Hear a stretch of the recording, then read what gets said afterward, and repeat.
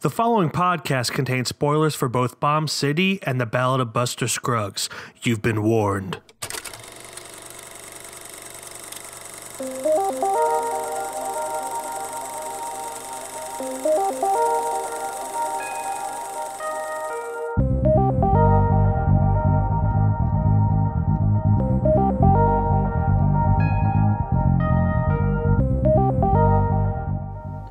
Welcome back, everybody, to KFR News Radio. This is Glenn here, talking along here with Miguel, otherwise known as Mike, back in the Pennsylvania States. How you doing, I kind of like Miguel. I like Miguel. How are you doing? Oh, well, Glenn says hello. Glenn, Jimin. Yeah. All right, what's up, buddy? How you doing? I'm pretty good. How about you? Oh, fantastic. How was your turkey day, huh?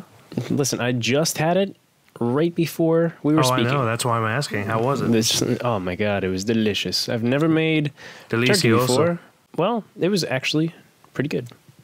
For my first time, at least. I could use some work. Yeah. I've never cooked anything. I burnt queso once. That's the thing. Queso? Cheese. Yeah. All you have to do is melt it. Non-Spanish listeners. All you have to do is melt it, and I burnt it. So, last week, we discussed They'll Love Me When I'm Dead and Outlaw King. And as you know, Outlaw King became the first movie to ever go on the KFR shelf. It did. I was actually really surprised. It was beautiful. Yeah, I really enjoyed that. But that's not what we're talking about this week. This week, we're talking about two movies, Bomb City and The Ballad of Buster Scruggs. But before we get into that, Glenn, is there any movies you saw last week that you would like to talk about? Well, honestly, I didn't really watch any movies. I was planning on seeing Creed this weekend. Oh, I forgot that came out. Yeah. But man, I didn't even get on that. Literally, I don't think I've seen anything. I've been watching some TV shows, however. Oh, yeah? What TV shows? So, this is one you're probably not going to be interested, but in Castlevania, it used to be a video game back in its prime. Still is, but back in its prime, it used to be definitely a video game. Castlevania, it is basically anime. Not really like cringy anime, just like Netflix series. And it's actually really good. It's actually, so far, very well adapted from a video game. It might actually be the best video game adaptation. Yeah, I saw, including the movies that we watched for this episode, I watched 7 movies last week and realized I have no life. Hey, man, movies are life. Movies are life. But yeah, just to name them, I saw Widows, the Steve McQueen movie with Viola Davis, Liam Neeson, Michelle Rodriguez. How was it? Compared to Steve McQueen's other work, it is okay. Oh, okay. You can definitely tell it was a one for you, one for me kind of movie for him, where he was making it for the studios. Still pretty good, but, you know, compared to 12 Years a Slave, it was a whole bunch of, you know, typical stuff. But yeah, I would definitely recommend that. I saw Fantastic Beasts, The Crimes of Grindelwald. Kira was thinking about dragging me to it, but then I was listen, girl, I haven't seen the other one. Yeah. I have not. But I also saw Boy Erased. Yeah. The Is movie that the about one with Russell Crowe and Russell Crowe, Nicole Kidman. Lucas Hedges, Nicole Kidman, and directed by Joel Edgerton or Edgerton. That's still a mystery to us. I say Edgerton just because it makes him sound edgy. I say Edgerton because it sounds like what a normal person would be named. I'm actually pretty sure it's Edgerton, not 100%, but I think I saw. Never mind, forget it. I saw an interview, but I could have sworn he said Edgerton. But now I'm second guessing. You know those Australians, they're really, really weird like that. They're edgy.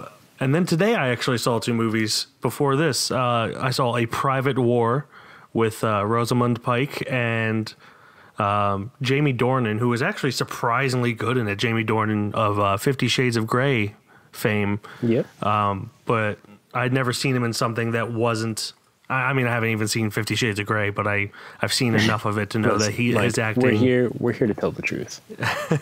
Okay? It's my favorite movie ever. But yeah, he was actually like really good in it, really had a very deep character and wasn't just, you know, one-sided rich man with sexy abs. He was so much more than that. Wow. Yeah. And then the final movie I saw today was The Front Runner, starring Hugh Jackman, directed by Jason Reitman. Oh, yeah. About the Democratic candidate of 1988 who pretty much his campaign gets derailed when he's caught having an affair. Kind of deep. I think Kira wanted to see that one. Yeah, it's pretty good. You know, I mean, she'll probably really like it because it's about politics and stuff. Yeah, and that's the main reason. Kind of, I don't know. I like that it didn't show that he was. You know me. I don't like it when movies make it seem like someone's perfect. Like me? It showed that. Yeah, you're perfect. it showed both sides of the story, like why the reporters were so hard on him. Yeah, and then also, you know, him being a dick to them and all that, and also him being attacked, his family being attacked, all that kind of thing. But yeah, so that's it. I always feel like I see. It's not a bad selection. It sounds like it's pretty decent. Terrible one. But anyway, would you like to introduce our first film, Glenjamin?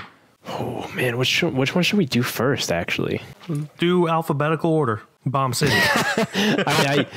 Is that alphabetical? Because that is alphabetical. BA versus BO.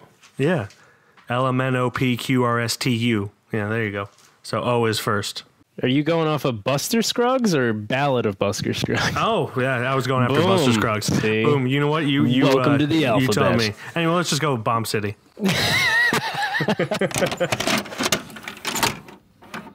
Destroy everything. Is this the message we want to send our children for generations to come? Destroy everything.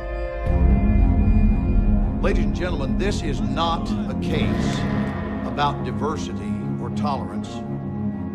This case is about a gang of young men who chose a lifestyle designed to intimidate those around them, to challenge authority, and to provoke a reaction from society itself. Directed by Jameson Brooks, starring Dave Davis and Luke Shelton. There's a couple more people in there, but that's kind of the two mains. Oh, one Lorelei Linklater, who is kind of barely in it, but that's Richard Linklater's. I mainly didn't want to say that because that was quite a tongue roll that you just did there. Lorelei Linklater. Lorelei Linklater. Yeah, it is kind of a.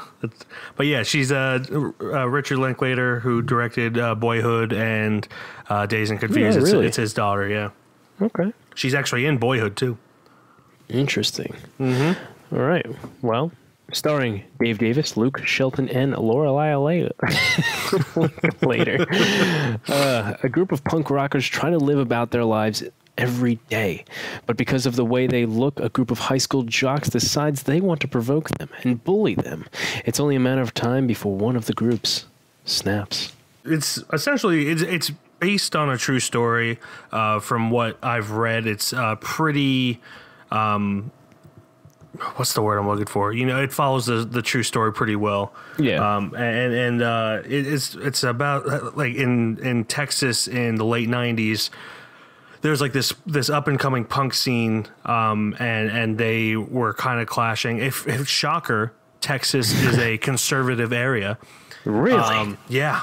So it was essentially just like the punk rockers clashing with mainly the teenagers in the town. I mean, I'm sure the adults didn't care for them either, but it focuses on the jocks, and it's kind of like the whole jock versus punk kid thing. But it's based on a true story that unfortunately led to the death of a 19-year-old. I mean, I don't want to say kid because I don't want to belittle him, but. He was like 20 something, I think. No, he was 19 when he died. Well, was he? Yeah. His name's Brian Dennehy. He was, just out of high school. Kind of, I don't know if this is true, but in the movie, he's like trying to start like a punk rock club, and actually has aspirations other than just hanging out and listening to music, getting drunk, and all that. Yeah. It's a very unfortunate story. And quite a heavy movie, if I'm going to be honest. It really is.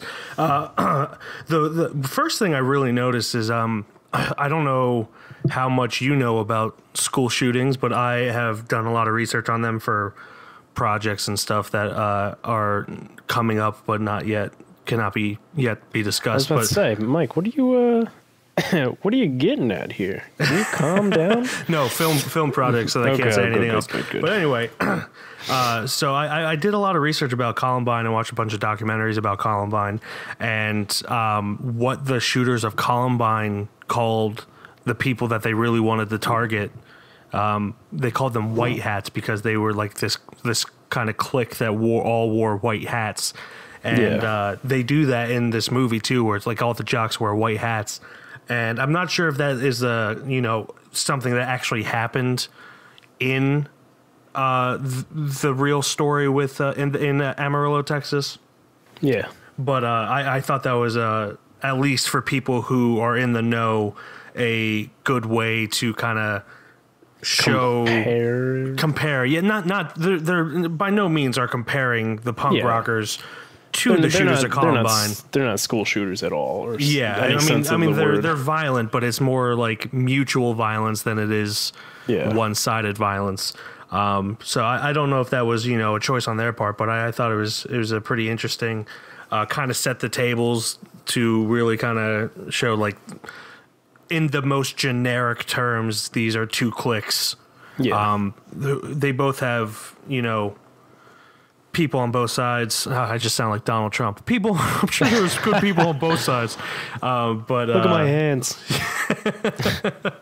But yeah, I like that. I thought that was interesting.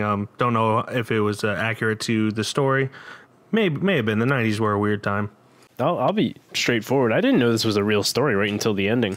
Oh yeah, I knew going in, which I'm kind of glad because it made me more interested in the long run. But yeah, I mean, after this was like, again, like, not saying this is like Outlaw King in any way, but like afterwards, I'm like, oh shit, I gotta look this up. I gotta read about it. Mm-hmm. So I mean, that was cool. So like for the whole ride along, I thought it was just a really good story. Yeah, and then once the ending popped up, I was like, oh, oh no, yeah. I actually thought, I mean, I know you listen to heavier music. I don't know if you do as much as I do, but I'm not a punk. I don't listen to punk rock, but I'm a metalhead. I listen to some punk rock. Yeah, I mean, I listen to punk too, but I would consider myself more of a metalhead than anything. More so in tastes and t-shirts than maybe the whole lifestyle. But the one thing that always kind of bugs me is people who see mosh pits and think, oh, that's violent. They're just beating each other up. But the thing that the director does in this, Jameson Brooks, one of the first segments he shows is a mosh pit intercut with a football game, and just showing the violence of both and how like one is accepted widely, the other is like frowned upon. And I thought that was just absolutely brilliant. Like he just really, he really kind of shows how both are just kind of ways of releasing tension and expressing oneself and all that. And yeah, it's even great because like they even show like people in the mosh pit like having fun with each other. Like it's a like they're like a little. It's not like violent, but of course they're having fun with it. They're not like set to destroy each other. And in my experience, mosh pits are mostly people pushing other people to help people who are falling down up. Yeah, that was my experience, at least the last 7 times. They'll start like bumping into each other, and then as soon as someone falls over, they'll push like 10 people over. I'm sorry, come on, let's go. So yeah, I just really like, I don't know if Jameson Brooks is, kind of grew up in that scene, but he definitely showed that he has an understanding of that whole, like the aggressive music scene in that sense, and really comparing it to football was kind of just the right mood to show exactly how similar these people are, regardless of what they think about the other. Yeah, there's a lot of things that I really enjoyed about this movie. Like, the acting is definitely good. Jocks were jocks. I thought the main actors were good. Yeah. But there were a lot of secondary characters where, you know, it kind of... I don't know if it was so much the dialogue as it was the acting, but it was just kind of... It was, some of them definitely felt a little stagnant. Yeah. But I mean, yeah, you were right. Definitely the main actors, especially Brian's. Like you really, you Dave definitely Davis. just you clicked with him hard. Yeah. And then of course you hated the jocks, especially what was Ricky. the one's name? Ricky. Yeah. The guy who played him, Logan Huffman, he did a great job. Like Oh yeah. He like I was in awe of his character just because of how much I hated him, and Yep. he did just an excellent job. When you can get people to hate you as an actor because of the portrayal that you've done it pretty well. Oh, absolutely. Good And job. I loved the little detail. I don't know if you noticed this, but it throughout the majority of the movie, Ricky has cornrows. Yeah. And then when he's in court, he does not have the cornrows in, which is really just, it showed, especially contrasted to the punk kids when they're in court. They're dressed like how they normally are. Maybe a little like a shirt and tie, but like they still have mohawks and everything. But like it just showed how fake that Ricky, the character Ricky was. Ricky's really the only character in the entire thing that doesn't have like any redeemable qualities. Yeah. Because he's just such a little bitch throughout the entire thing. Ricky, we're looking at you, Ricky. But yeah, I mean, the acting overall was good. I did feel it was a little clunky. A lot of it probably had to do with dialogue. My biggest problem with this movie is it felt like it didn't know how to start. True. Like I kind of felt like in a way it was written. Well, it takes you, I don't half an hour to actually like grasp what you want to cling on to. Yeah, I mean, and where it wants to begin as a story with mixing the two crowds.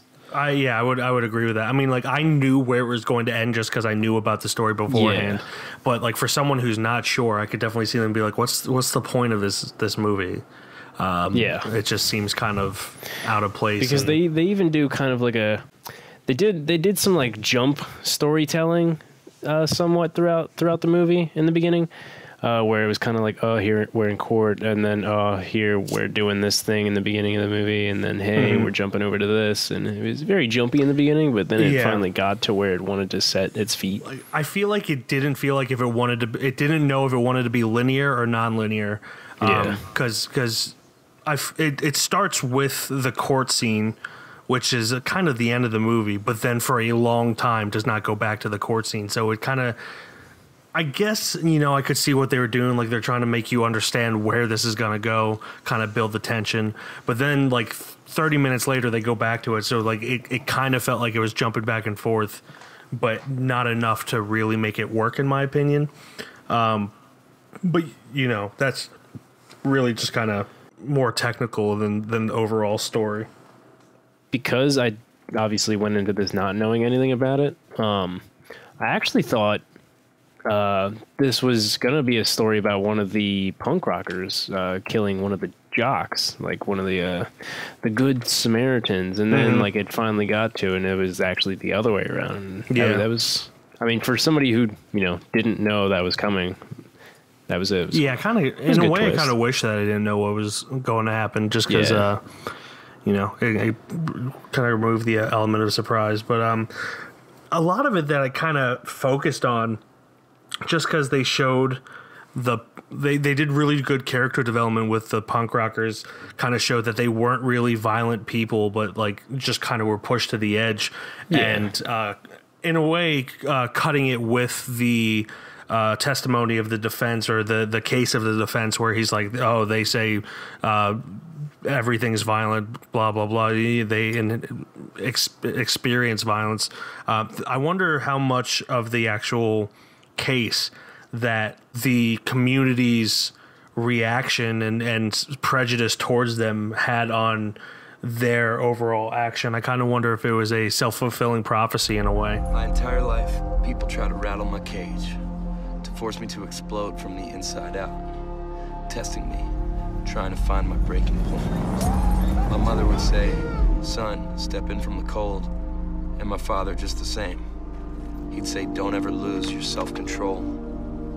But I opened the window. I let the cold air flow.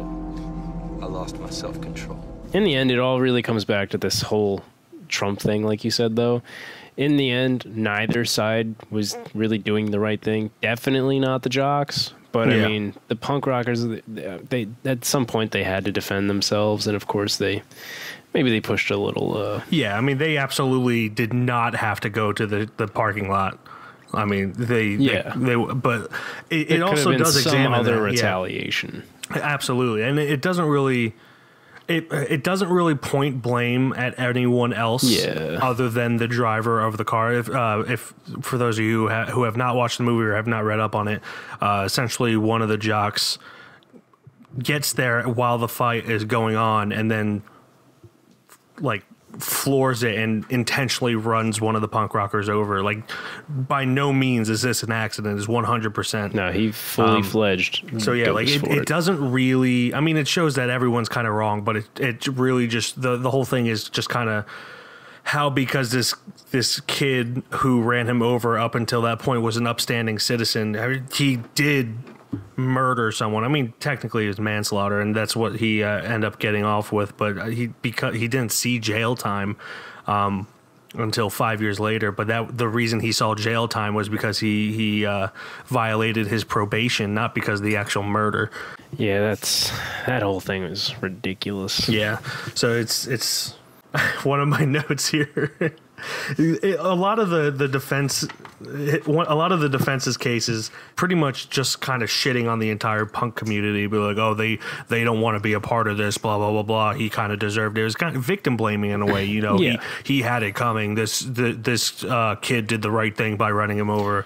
So one of my notes is just fuck the defender and his tight fucking ass. Oh, see, I mean, he was doing his job, but man, is he a fucking prick. Well, yeah. Like I know that it was probably exaggerated for the movie, although I don't doubt that some of the things were said, but like they did such I was just so angry anytime he talked. I was just like, you don't get it, dude. Oh, he ran somebody over. He killed him. He's like, yeah, but he did it for good reason. I'm like, yeah, really. Burn in a pit of fire, friend. I mean, I did not experience prejudice nearly to this degree. You know, my dad's a pastor, so like I grew up in a church. The most prejudice I got is someone was like, hey, you know, even Christian metal music is satanic because they scream, right? And I was like, yeah, okay, whatever, dude. but like, I can understand like people judging you, even people who have known you your entire life, just because like you decide to wear a T-shirt with a skull on it or listen to heavy music. Like they knew you since you were 7, but decided to judge you anyway. Yeah, it's really just I connected with that in a sense, and just I wanted to strangle that defender, and I know that would have gotten me my own court case and maybe my own movie. But yeah, I've I don't want to brag. I've been in pretty much every clique. It all goes the way it goes. It's there's no good thing like at one point. There's nothing's gonna be perfect. Yeah, people are gonna pick on people, and that's just the way it goes. Yeah, really. And it sucks. It does. But the last thing I did want to say, actually, I really enjoyed the cinematography. Oh yeah, I think the cinematography was probably the best part of the movie, because these punk rockers, they have their own lifestyle. Well, obviously they have their own lifestyle. Mm-hmm. They also have their own art style. And it goes throughout the movie, and they show it very well. And then the cinematography plus the art, and then like it's just one big art fest, and it's so nice. They really like used fluorescent lights pretty well. Like, I mean, I don't know if you know this, but fluorescent lights, if you shoot that while using daylight film, which it's all color temperature, but fluorescent lights show up green if you shoot it essentially in a certain way, and that's what they did there. And I thought that was that happens with a lot of punk rock movies. That's like SLC Punk, which is another great one. They do that. It kind of shows like the grittiness of it all. but it's also in a way kind of beautiful. It really just is. like a green tone over everything. Usually it can be pretty ugly, like in The Matrix. They do that in The Matrix too, but the way they did it in this one is really, I enjoyed it. But yeah, the one thing that like I enjoyed this movie, but like it didn't really hit me until because you meet Brian Dennehy's parents in the movie, and you know, in every other movie, these parents would have been like, oh, you got to just change who you are. You got to become part of society. But they accepted him fully for who he was. Yeah. And then in the end, when you see them mourning over their son's lifeless body, like I got hit in the face with a brick when that happened. Like, yeah, man. My God. that whole like, just to ending see was just a fest of unhappiness. Yeah, really.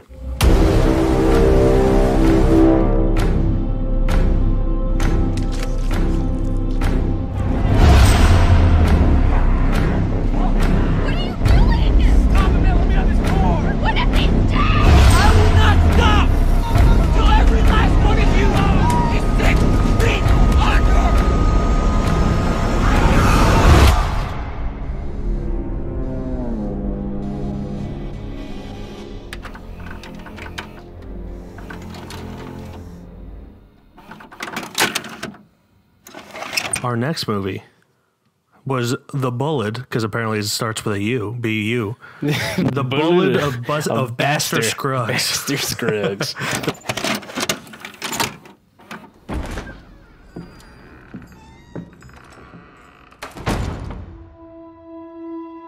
People are so easily distracted. So I'm the distractor with a little story.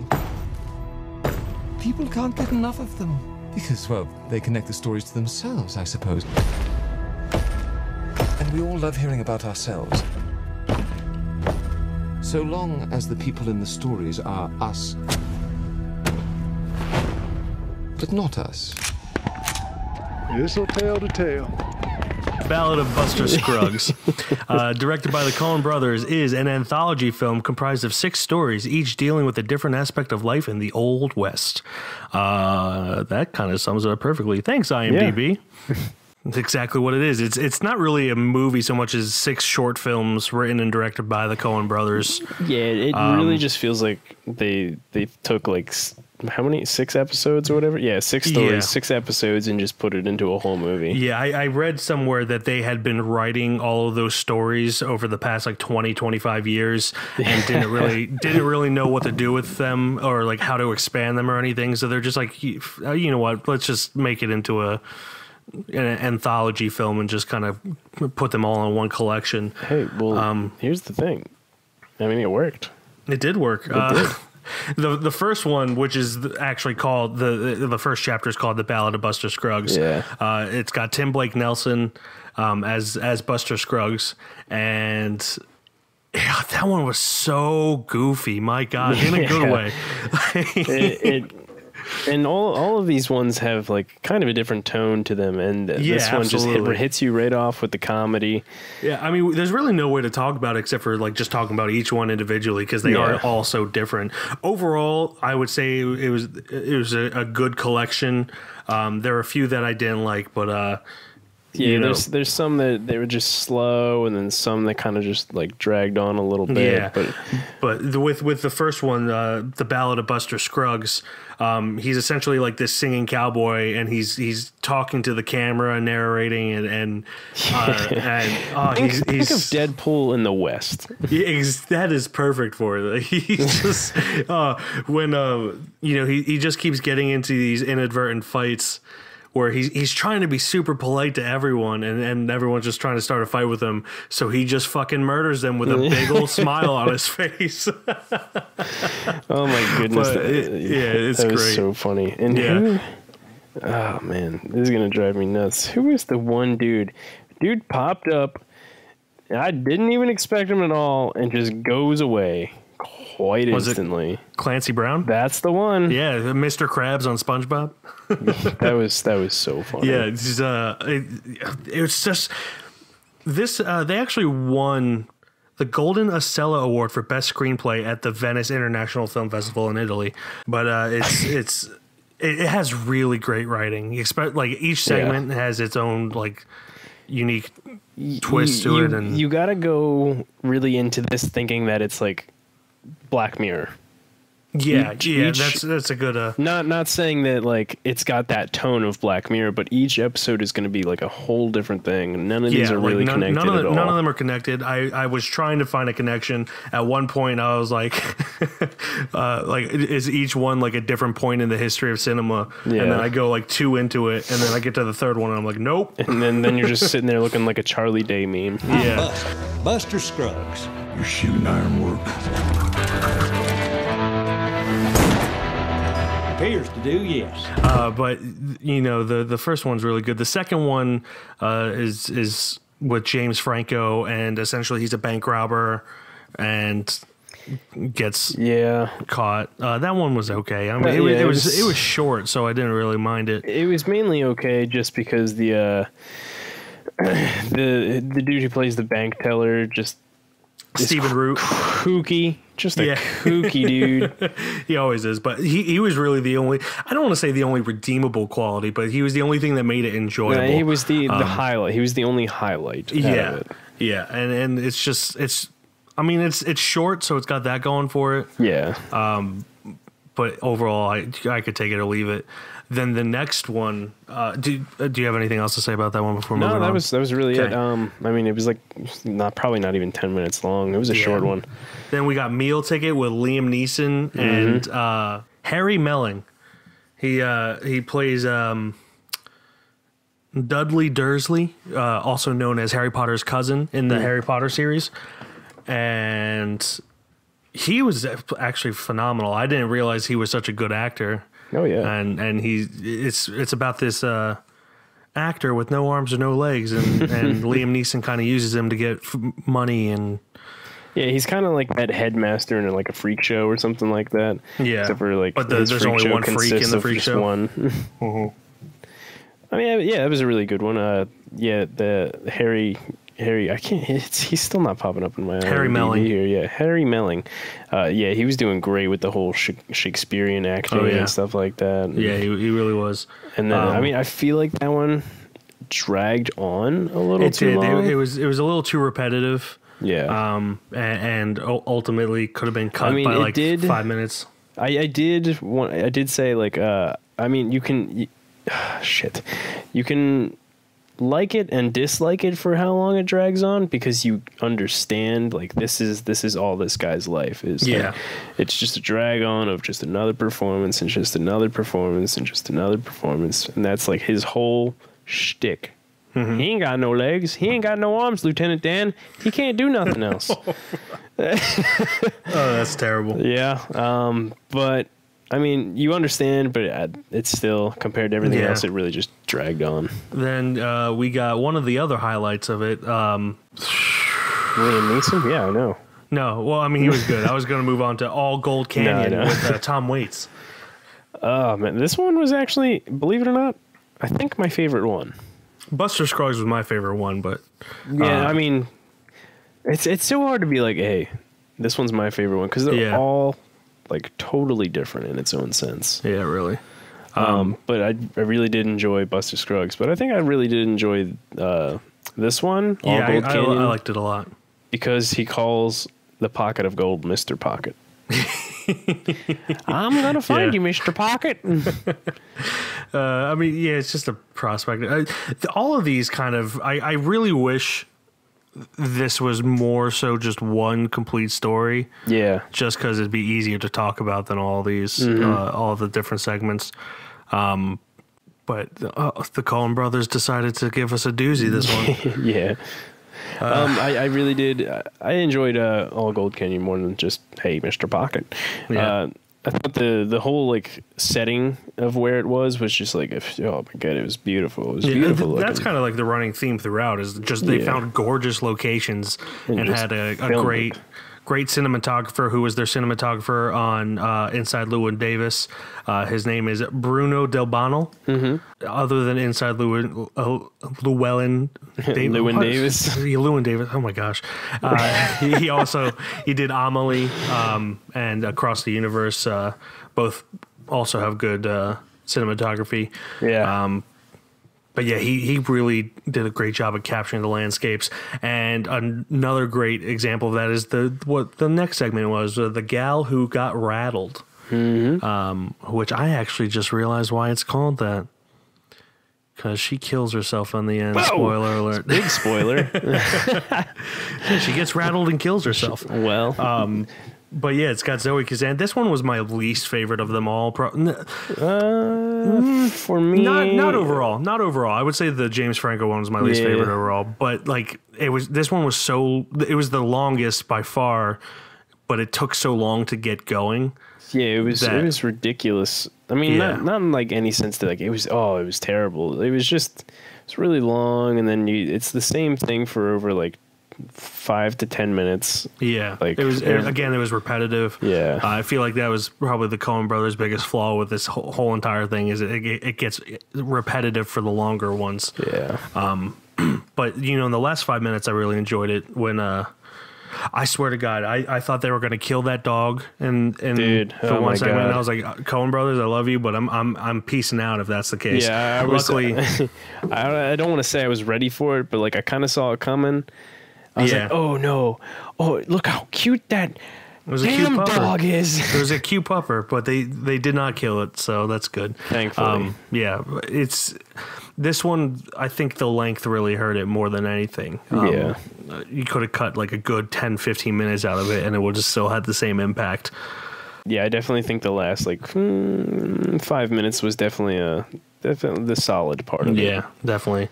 And then we got the final one, which you just watched. Yeah.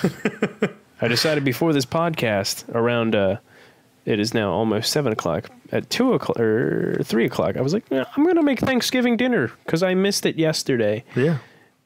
And so I had to watch the last episode because I forgot that I missed it. And here we are.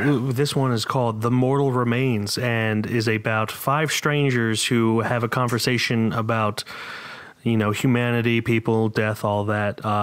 It's got Brendan Gleeson's probably the most noticeable person in it. Oh, yeah. And dialogue-wise, this one was my favorite. I loved it. I thought the guy who played the Englishman, who is Brendan Gleeson's partner, John Joe O'Neill, he did a really good job. His dialogue was great. But just the conversation in general kind of kept me interested the entire time, even though they're sitting in a carriage the entire segment, more or less. Yeah, so there's 5 people riding in this carriage, and they're just like talking about past relationships and present relationships and stuff like that. And it's really intriguing. Like each person had like their own different thing, and then some people are singing, and then some people aren't singing, and then some people are afraid. Yeah, it's really quite interesting. Yeah, and the dialogue is like really witty and funny if you really pay attention to it. It's got that signature Coen Brothers dialogue in it, which when they're on point with their dialogue, they probably write some of my favorite dialogue. Everyone always talks about Quentin Tarantino's dialogue, but I think there's a charm and a very specific kind of humor in the Coen Brothers dialogue that is often overlooked. Yeah, and then there was like a nice little twisteroonie in here that which intrigued me as soon as they said it, and I was like, oh, that's awesome. And that's when Brendan Gleeson and was it Thigpen? It's Thigpen? Yeah, John Joe O'Neill. They announced themselves as the Reapers, and I was like, oh, is this really delving into hell territory? I'm still going back and forth of whether or not it was like that, or if they were just kind of trying to spook the other passengers. Yeah, I mean, it definitely created a kind of a humor to it, and also kind of a mystery to it that was intriguing. Yeah, I definitely like that, especially like, as soon as it got there, and then the ending when they're all standing outside the house, it was really, they're like questioning their own sanity right now. They're like, and they're all trying to get the other one to go first. Yeah, just like, open the door, ladies I'm a first. lady. Someone's got to let me down. Yeah, that last one was really good. I'm glad you made me watch it before. I was welcome. Like, hey, let me just eat and then let's get ready. No, Glenn, watch it. No, watch it. But yeah, I mean, again, I kind of really wish that it was just like a complete narrative like they normally do. Either that, or I wish they would have just done like a Netflix series instead of just a whole movie. Yeah, I would agree. Even though one of them is only like 5-10 minutes long, but it's just, you know, I see a lot of people comparing these as a whole, and you really can't, because like the Ballad of Buster Scruggs, I absolutely love. The Mortal Remains, I absolutely love. I really liked the Gold Canyon, all Gold Canyon. But Near Agodones, which is the James Franco one, Meal Ticket was okay. I liked it, but it was okay. And then the gal who got rattled, you know, I could have taken them or left them. So it's just, I don't think it's fair to the Mortal Remains, All Gold Canyon, and the Ballad of Buster Scruggs to throw them in with these other ones. Yeah, you definitely can't rate the whole thing based on like all and different things. It's just kind of, as someone who loves the Coen brothers, it's unfair to me to make me. You can't make me do it, damn to it. make me talk about these as a whole rather than individual efforts. So this is why we've got 6 spots on this shelf this week. Things have a way of escalating out here in the West. My name is Ozymandias, King of Kings. That man is a wonder. Oh, we'll just have to see, won't we? Crazy business.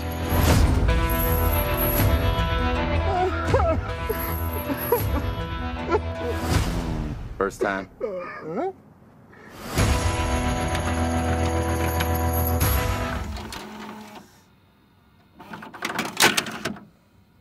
Again, last week we had the first film go onto the shelf, which was Outlaw King. Will Bomb City go on? Will the Ballad of Buster Scruggs go on? Will any of them go on? That's the real question. Stay tuned on the next episode. Stay tuned. Let's talk about the Ballad of Buster Scruggs first. You know, as much as I love the Coen brothers, I think they have a lot better work than this. If the entire thing was like one of those 3 things, like the Mortal Remains, all Gold Canyon, and the Ballad of Buster Scruggs, if those were extended or, you know, fully fleshed out, I probably would say yes. But overall, I was disappointed by it just because, you know, I love me some Coen brothers, and it wasn't up to their standards as a whole, in my opinion, as their other films are. No, I definitely feel like they could have probably worked on some of them a little bit harder to make them a little bit better. Yeah. But I mean, they're all such different stories, so it's really just hard to tell. And then I guess the one thing I didn't say while they did it in like a book, like they literally were like telling short stories from a book in the movie. They have a paperback book you can buy on Amazon. I might do that. Which I thought worked very well for the whole thing. That way it wasn't just like, oh, well, these are all just different things. Mm-hmm. But yeah, overall, I don't know if this belongs on the shelf, my friend. Yeah, well, I mean, I already said no, and it's got to be unanimous, remember? I know, I'm just saying, I wanted to just nip it in the bud, you know. I got to rip it off like a Band-Aid. It hurts me to say that it doesn't deserve to be on the shelf. It really needed to be there. I needed you there with me. We're here. We're here, brother. But yeah, that's Ballad of Buster Scruggs does not make it. I would say any other Coen brother movie would make it, in my opinion, but not the Ballad of Buster Scruggs. And I'm real bummed out about it. But let's move on to Bomb City. What do you think? Does Bomb City deserve to go on the shelf? This is a tough one, my friend. In fact, this is the toughest decision I'll make tonight. Do I give the audacity of Outlaw King the pleasure of company? I think I do. I'll be honest. I think I do. I think I enjoyed Bomb City enough to where I could put it on that shelf. Interesting. Okay. That makes my decision even harder. I kept going back and forth with this one, even more so than I did with Outlaw King. Like, after I watched Outlaw King, I was like, absolutely, yes, it deserves to go on the shelf. With Bomb City, I'm still not sure. Well, would you like me to keep giving details just to try to soothe you? Persuade me why we should put it on the shelf. Well, the way I went into it was completely blank on it. I didn't know what was going to happen, and the punch hit even harder at the end of the movie. Mm-hmm. And during the movie itself, I was really enjoying it. I liked the at least the main actors. I was really enjoying the cinematography. I was really enjoying the story, not knowing that it was a real story. I just said that, but here we are again. I really enjoyed the setting. I really enjoyed the artwork. But then the flaws, there's that first half hour that's kind of hard to grasp. But overall, I think I really enjoyed the movie. Okay. Definitely a lot more than it's given a rating on IMDb, at least. Yeah, which is like a 6.9. Yeah. I really liked the last half hour or so of this movie, and the beginning hour had its moments. But I'm sorry, I just don't think it's worthy. I don't think it's it's definitely a movie I suggest people check out, but I don't think it deserves to be on. Did I break your heart? Broke my heart. I'm sorry. So that does it for episode 3. We got 2 more movies for next week. Well, I mean, I got one, you got one, because that's how we're going to do it from here on out. So what movie do you want us to watch for next week, Glenn? All right, so it took me about 3 whole seconds to figure this one out, mainly because I did it the very last second of before we started this podcast. But I feel like I'm going to take a page from your notebook and go on to Amazon Prime. If you go on to Amazon Prime, there's a movie from 2 years ago that we actually saw an advertisement for when we went to Philly to go see some movies. And I was like, you know what, man? I feel like I kind of want to see that movie. And we never did. And I don't know if you did, but I definitely didn't that whole time. And it's on Amazon Prime right now. You ready? You ready, my friend? I'm a little nervous because if it's the one I'm thinking of, I've seen it and I don't like it. But let's just go with it. Rip it off like a Band-Aid. 3, 2, 1. The Handmaiden. Oh, thank God! I thought you were going to say something else. I have seen the serpent one. Is that what you were thinking about? No, I was thinking of the Love Witch. Oh, okay. Oh, no, don't. Oh, dude, I almost forgot about that. It was it was not nearly as good as I wanted it to be. I thought it was going to be funny. But I have seen The Handmaiden. I'm going to leave what I think about it for next week. Okay. But I am excited to talk about it next week. For the movie that I'm selecting this week, this movie just came out on Blu-ray on the 20th, actually. So go to your local Redbox to see if you can rent it before next episode. It's my current favorite movie of the year, Blind Spotting. Oh, okay. Yeah. We already talked about that. Yeah. So next week are going to be 2 movies that I've already seen, but you haven't. So this should be going to be a lot of homework for me. Yeah. Well, anyway. So those are our 2 movies for next week. We got The Handmaiden and Blind Spotting. As always, you can check us out on the Instagram, Keystone_film_review, because some bastard took Keystone Film Review. Follow us on Facebook if you want. And my Letterboxd is Mike, KFR. You can see what I think about movies all the time. I've rated over 2,500 movies so far. So Jesus. Yeah, I have no life. And then you can check me out there on Letterboxd. Mine's more original, obviously. It's Glenn, KFR. So, have fun. I didn't nearly review that many movies, but it's entertaining enough.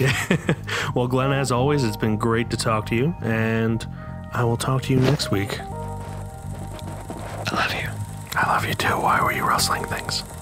I'm rustling my heart for you. Oh, okay.